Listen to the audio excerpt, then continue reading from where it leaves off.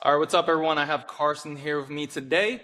So, Carson, tell the audience, what you do for work and, who you are. Yeah, my name's Carson. I started a graphic design marketing agency back in 2013. Scaled that and quickly realized that we needed to actually have a product instead of a service. So we pivoted right around COVID and we started selling polarized lenses for sunglasses. And, it was kind of a hobby at first, and then slowly it grew and grew. And now I don't have any marketing clients. Actually dropped that LLC and now do Apex lenses full time. It's actually pretty funny how, like, the marketing agency to, like, brand pipeline is. It's like I see a lot of the agency owners, they're trying to get out, like, the agency life, marketing agency world. I don't know. It's like a funny pipeline. It's like all the agency owners want to, like, kind of jump into, like, product and, like, brand building, which is pretty Well, we cool. spent, I think, 8 years building everybody's brand, and it Mhm. was kind of like, you see what's coming in, you see the sales, you see how they're doing, and you're pouring your heart and soul into someone else's work. And, Mhm. it's not like I need a pat on the back, but I think for us it was, we know how to do it, and so we're like, well, let's see what happens. And with marketing, you could dump a bunch of money into it and it can fail. And so we knew how to kind of cut corners and do,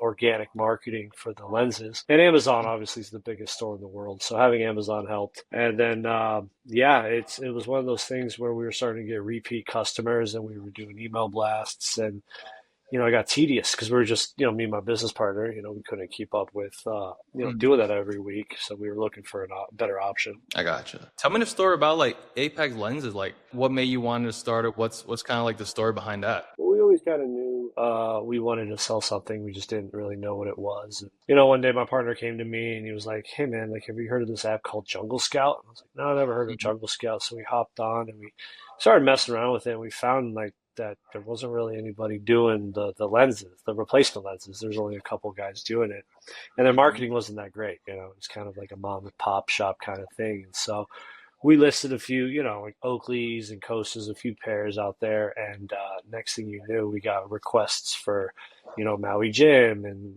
some brands I've never even heard of, and designer ones, Tom Ford's, and so we just started listing more and more pairs onto Amazon and eBay, and our website wasn't really doing, it was, a couple $100 a week, and then we started slowly seeing people want, more and more pairs. So we just offered those ones on our website. And so Mhm. once the website took off, we realized that we had something because, Amazon and eBay are taking 15% of every sale, but your website, you get 100% of that. So we were like, well, how can we retain customers? And it's really just keeping them involved and letting them know, hey, you're going to scratch your lenses eventually. Just come back to us. So it's constantly reminding your customer base that you exist. And then, Carson, how did you hear about our company and services? Well, I actually saw your face on a Facebook ad. And you were like, "Do you have a business doing 20, 30K a month and you want to do better?" And I was like, "Well, that's me." We were using MailChimp before. Mm. And, I had a colleague of mine say you should try out OpenSend, which led into Klaviyo. And Klaviyo, it seemed pretty basic at first. And we only had, I think, 10 to 15,000 emails to start with from MailChimp. Because we're about 5 years now of just kind of doing everything organic. And, 4th of July sale, you do it yourself. You just math, everybody at once, hoping for the best.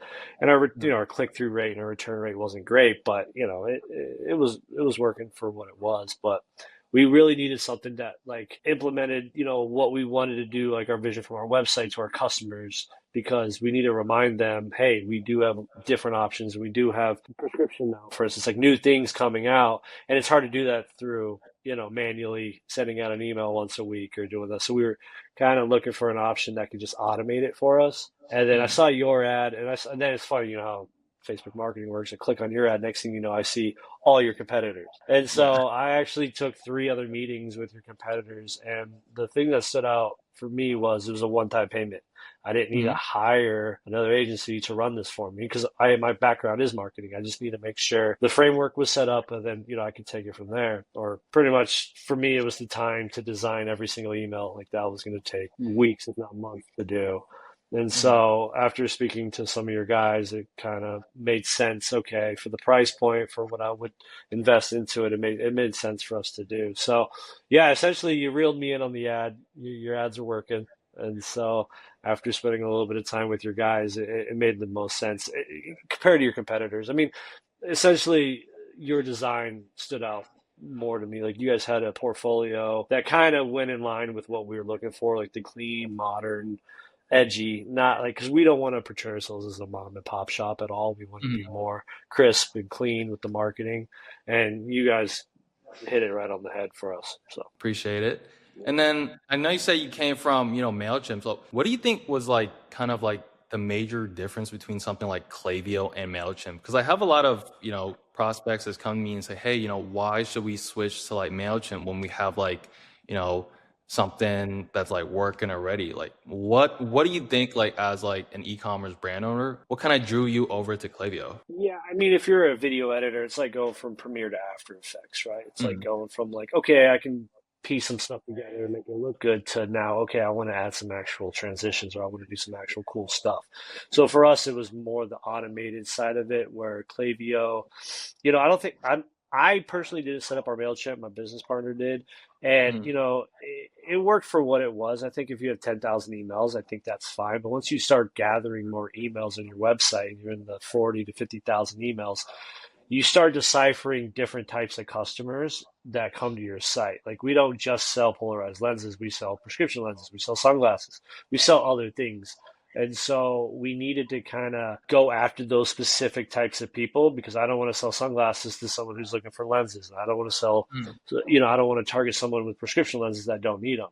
And so Klaviyo was able to kind of break our website up into three different lanes, if you would. It was the sunglasses, the lenses, and then the prescription side of things. And it just made it easier to just offer give your customer the proper offering versus just like I felt like MailChimp was just like an umbrella email that was like, hey, come get 25% off. It's 4th of July. And it's like, mm. no, I want to remind people that, hey, it's been 60 days. Come back and see us. Or, hey, we appreciate your business. Here's a personalized letter from the owner saying, we appreciate you. So I think it's more in depth, if you would, than MailChimp. But I mean, I didn't have any problems with MailChimp. I think Klaviyo just has more offerings. Yeah, it's specifically made like for e-commerce brands. So they literally have like e-commerce brands in mind when they're designing the software. Unlike something like Mailchimp, where like a lot of local businesses use it, restaurants, things like that. So Klaviyo is just designed for e-commerce brands. So that's sort of like why we always like recommend Klaviyo to e-commerce brands. Yeah, and using OpenSend, I mean, it was cool. We were getting a ton of emails coming in, but they weren't really like high target, They were just people that could have just clicked on my ad on accident. And so Mhm. having Klaviyo, it was nice because it really, you're able to take OpenSend, plug it into Klaviyo, and then what you guys did was kind of, fine tune it, like pretty much put a scope on my rifle, essentially. Mhm. And then what were you struggling with before signing up? How was business like? I mean, we do. I mean, because Amazon is, the biggest store in the world, like sales are, we're always getting sales, but for us, it's converting an Amazon sale to the website. And so once you got them on the website, you need to keep that customer happy. And that's something we weren't really doing. It was customer retention. It was just kind of like that, like I said, like an email blast once a quarter or twice a quarter. And this is just the consistency, I think, is what we needed was I don't want to have to manually go in and send out an email once a week and remind people we exist. This just is set up and it goes. And my Mhm. favorite part about it is if someone doesn't interact with because with Klaviyo, you pay per email, you're paying per account. And so, Mhm. if you have 50,000 emails and 10,000 of them don't engage your content, you guys set us up with these sunset flows that it just gets, suppresses those emails. So you're not getting charged. So, without setting that, I mean, I didn't even know sunset flows existed. So, Mhm. without having someone who knows what they're doing in the back end of Klaviyo, you might get your results, but there's no way you're getting the most bang for your buck. I think having you guys go in and set us up with the proper flows for just pretty much the engagement. It's like if it's not there, it just puts it into a suppressed folder, which is nice. Yeah. A lot of like people just don't realize how is like you rather want a high quality list versus like a list of people that are just like seeking discounts or just there for the content or whatever. Like people shouldn't be afraid of unsubscribes and suppressing emails because if they're not going to buy or interact in the first place, you probably shouldn't even have them in your email list. Because at the end of the day, you want those high quality people on your email list that, are customers, people are interacting with your emails, etc. Why did you decide it was time to sign up for our services? I think it was just the size. This is just how many emails we were getting, and I always felt like we could do more, but when you're an owner, you can only do so much. And so, to be honest, outsourcing the design of the flows was the hardest thing for us because we've had such creative control over the last 10 years of our business, and we're graphic designers ourselves. And Mhm. so, you guys set us up with Figma, which was really nice. We were able to kind of go in and see what you were doing. And then we got to approve, each flow, which was nice. So, like when you say, okay, this flow's done, we take a look at it, and the design was great. It was catchy. So Mhm. I think for us, it was just a time thing. Like we didn't have time to go in, design the flows, set up the flows, make sure they're getting to who they need to do. It's kind of like for us, it was time management, really. And how was working with us? How was our process? How was like the onboarding like? How was working with the team like? Yeah, I mean the communication was great. The Charlie was fantastic. He got back to us timely fashion. Any questions I had, he answered. Um, I think there was a little frustration halfway through it because we wanted to make that switch from the WordPress site to Shopify. Mhm. And hindsight's 2020. So if I could go back in time, we would have just made the switch to Shopify before even hiring you guys, and then you guys just Mhm. come in. And I think it would have been a little bit quicker. But I think overall, I'm very happy with the delivery. The communication was great. I mean, I don't really have any complaints about the process. I don't know what I would do different. Any really holdups or hiccups were on our end. It was stuff Mhm. that we were making internal changes. And I don't know what other businesses you work with, but we wanted to have essentially three pipelines, right? You wanted the sunglasses, the replacement lenses, and then the RX. So you guys essentially did three times the work for us. So we appreciate it. Everything Yeah, went of pretty course. smooth. Of course, we always try to leave, our clients at a better spot than they came in, right? Yeah, no, it's having a marketing background, I know the customer's always right, but sometimes you're like, listen, we're the professionals. Let us do what we do. Since joining, what were some wins or milestones you achieved in your business?